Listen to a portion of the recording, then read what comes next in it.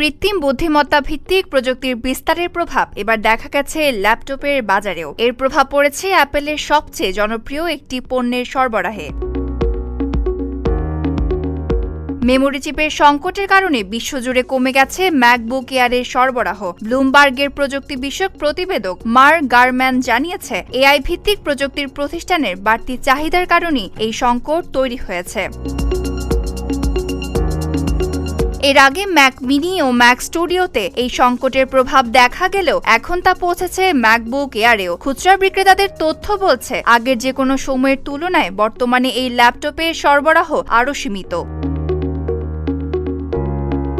অ্যাপলের website থেকে এখন MacBook air কিনতে চাইলে আগস্টের দ্বিতীয়ার্ধ পর্যন্ত অপেক্ষা করতে হচ্ছে। কিছু সংস্করণের ক্ষেত্রে সেই অপেক্ষা এখন সেপ্টেম্বর পর্যন্ত গড়াচ্ছে। মেমোরি চিপের দাম বাড়িয়েছে অ্যাপল, পাশাপাশি চীনা সরবরাহকারীদের কাছ থেকেও চিপ সংগ্রহের চেষ্টা করছে প্রতিষ্ঠানটি। শিক্ষার্থীদের জন্য বার্ষিক মূল্যছাড় কর্মসূচিও পিছিয়ে দেওয়া হয়েছে। Desk report, Dhaka post.